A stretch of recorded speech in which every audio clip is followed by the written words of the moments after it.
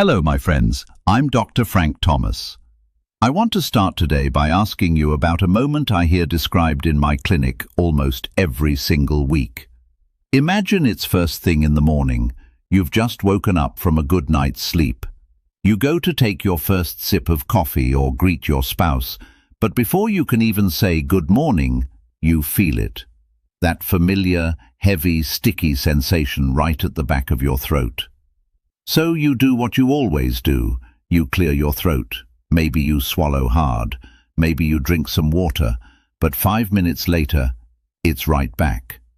It feels like a thin film or a lump that just won't budge. It follows you into the afternoon, makes you clear your throat during phone calls, and leaves you feeling frustrated, annoyed, and, if we are being completely honest, sometimes a little bit worried. You start to wonder, why is this happening to me? Is it an allergy? Is it something I'm eating? Or is it something worse? If you are over the age of 60 and this sounds familiar, I want you to take a deep, comfortable breath right now, because I have some very reassuring news for you. First, you are absolutely not alone. This is one of the single most common complaints I hear from my patients in this beautiful chapter of life. And second, it is almost never a sign of a scary or terrible disease. You see, as our bodies mature and get a little wiser, the way our throats, our stomachs, and our internal plumbing work begins to change. That constant mucus isn't an enemy that's invading your body. It's actually a sign of a very specific, very treatable system slowdown. Today, we are going to pull back the curtain. No medical jargon, no scary statistics, and no gimmicks. Just the honest medical truth about the 3 real reasons you have that constant mucus, why it waits until after age 60 to really act up, and the simple, gentle steps you can take today to finally get some relief. Let's get right into it. Before we can fix the problem, we need to understand what we are dealing with. And to do that, we have to change how we think about mucus. In our culture, we tend to view mucus as a bad thing, something dirty that only shows up when we have a cold or the flu. But as a doctor, I look at mucus in a completely different way. I look at it as your body's personal, built-in raincoat. You see, the inside of your nose, your throat, and your breathing tubes are incredibly delicate. They are exposed to the outside air every time you take a breath. If those tissues dry out, they crack, they get irritated, and they can easily get infected. To prevent that, your body runs a non-stop 24-hour secret factory. This factory produces a beautiful slippery fluid designed to coat, moisturize, and protect your airways. In fact, would it surprise you to learn that a healthy human body produces about a full quart of mucus every single day? That is the size of a standard milk carton. Now you might be thinking, Dr. Frank, if my body makes a whole quart of mucus a day, why am I only noticing it now that I'm older? That is the golden question. And the answer comes down to a tiny, microscopic cleanup crew in your throat. Inside your airways, you have millions of microscopic hair-like structures called cilia. Think of them like a highly synchronized miniature conveyor belt. Under normal circumstances, this conveyor belt is constantly, gently sweeping that quart of fluid down the back of your throat and into your stomach, where it's quietly dissolved by your stomach acid.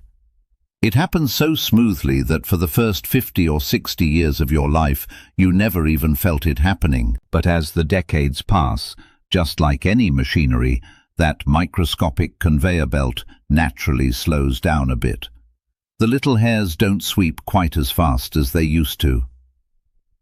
When that happens, the fluid doesn't get cleared away efficiently. It begins to pool and sit still at the back of your throat. And when mucus sits still, it loses its water content and starts to thicken. Suddenly, what used to be a smooth, invisible river turns into a sticky, noticeable film. It's not necessarily that your body is making more mucus. It's just that the cleanup crew is taking a well-deserved, slower pace. Now that we know how the system is supposed to work, let's look at the 3 specific triggers that throw this system completely off balance, starting with a culprit that travels from the top down. The very first culprit we need to talk about is something called post-nasal drip. I like to think of this simply as a slow, dripping faucet at the back of the nose. When everything is working perfectly, your nasal passages produce a thin, watery fluid that keeps the air you breathe warm and moist. But as we celebrate more birthdays, the tissues lining the inside of our nose and throat go through a very natural change. They begin to get a bit thinner, and they naturally produce less moisture. Now, your body is incredibly smart. When it senses that your throat and nasal passages are getting too dry, it doesn't just sit back. It tries to fix the problem. But sometimes it overcompensates. To protect those thinning, dry tissues, the body's secret factory kicks into overdrive and starts churning out a thick, sticky type of mucus. Because it's so thick, instead of flowing smoothly, it slowly drips down the back of your throat like cold honey. And if you spend a lot of time indoors with artificial heating or air conditioning, or if you live in a dry climate, this process happens even faster. The dry air robs your throat of moisture, and your body responds by making more of that sticky shield. But here is where a lot of my patients accidentally make the problem worse, and it comes down to a classic habit: throat clearing. When you feel that sticky fluid sitting back there, your natural instinct is to clear your throat, right? You want to break it up. But I want you to imagine what happens under the microscope when you do that. When you clear your throat forcefully, you are slamming those delicate, thinning vocal cords and tissues together with incredible speed and friction. To your body, that violent friction feels like an injury. It says, "Oh no, our throat tissues are being irritated and rubbed raw. We need to protect them right away." And how does the body protect them? You guessed it. It manufactures even more thick mucus to blanket the area and cushion the blow. So a vicious cycle is born. You feel a drip, so you clear your throat. The throat clearing irritates the tissue, so your body makes more mucus. You feel the new mucus, so you clear your throat again. Round and round it goes, and that film never seems to leave. Now, while this top-down drip from the nose is incredibly common, there is a second cause that actually comes from the bottom up, and this one catches almost everyone by surprise because it's completely silent. Let's talk about that next. The second major cause of constant throat mucus doesn't come from your nose at all. It actually comes from your stomach, traveling from the bottom up. Most of us are very familiar with classic acid reflux or heartburn. You eat a spicy meal, and a little while later, you feel a sharp, burning fire right in the center of your chest. You know exactly what it is. But there is a second type of reflux that is far more stealthy. In the medical world, we call it laryngopharyngeal reflux. But in my clinic, I just call it silent reflux. And it gets that name because it completely skips the chest and causes absolutely zero heartburn. Here is how it works. Under normal circumstances, you have a small, ring-like muscle at the bottom of your food pipe that acts like a one-way trapdoor. It opens to let food down into your stomach and then snaps tightly shut to keep your strong stomach acids where they belong. But as we cross the age of 60, that little muscle valve naturally loses a bit of its tone. It becomes a slightly looser door. When you lie down to sleep at night, or even when you sit comfortably in an easy chair after a heavy meal, microscopic droplets of stomach acid and digestive enzymes can slip through that loose doorway. They travel all the way up your food pipe and settle right at the back of your throat. Now, your stomach has a tough, thick lining specifically designed to handle harsh acids. But your throat? Your throat lining is incredibly soft, delicate, and sensitive. Even a single microscopic drop of stomach acid feels to your throat like a splash of hot water. The moment your throat detects this acid, it panics. It says, "We are being damaged. We need to build a defensive wall right now." And your body's favorite way to build a defensive wall is to produce a thick, heavy blanket of mucus to coat the tissue and neutralize the acid. So when you wake up in the morning with that thick coating in your throat, it often isn't because you are catching a cold. It is actually your throat's brilliant way of protecting itself from the silent upward splash of stomach acid that happened while you were dreaming. Because you never felt a burn in your chest, you would never suspect your stomach was involved. But your body left behind a clear calling card, that stubborn, sticky fluid. Now there is one more piece to this puzzle, and it sits right inside your daily routine. It has to do with your medicine cabinet and a very quiet change in how our bodies process water. Let's look at that next. The third and final cause we need to look at is a double whammy that sits right inside our daily routines, our medications and our hydration habits. Let's start with the medicine cabinet. As we navigate our 60s, 70s and beyond, it is incredibly common to take a daily tablet or two to keep our bodies running smoothly.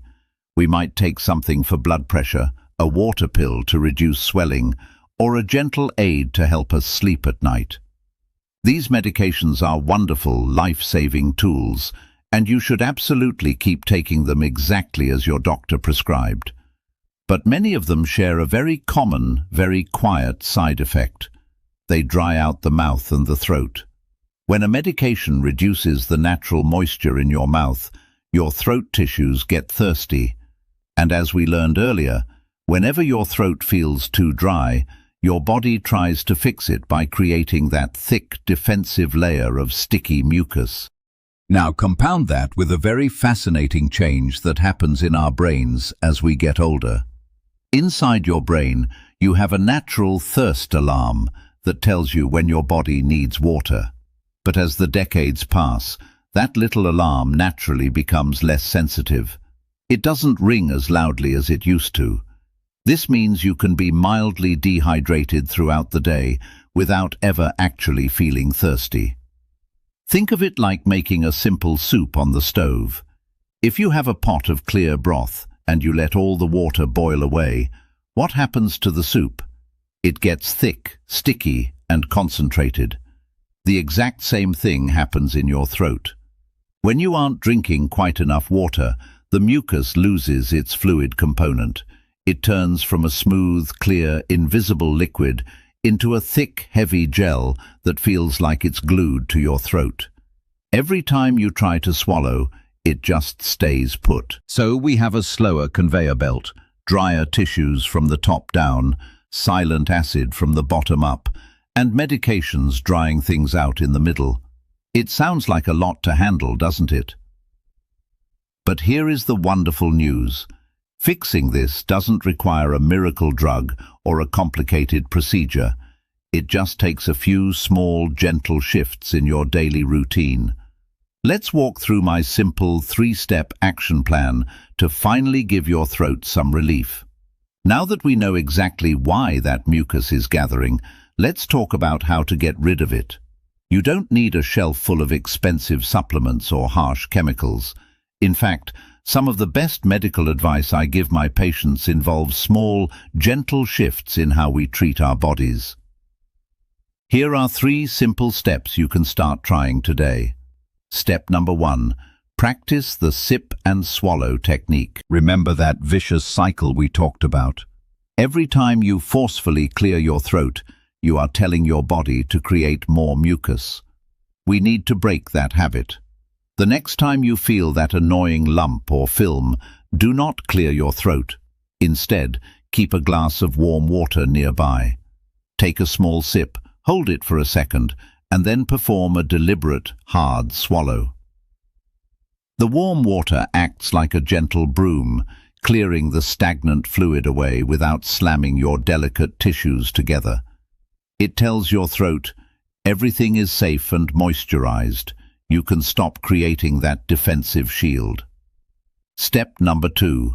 Use gravity to defeat silent reflux.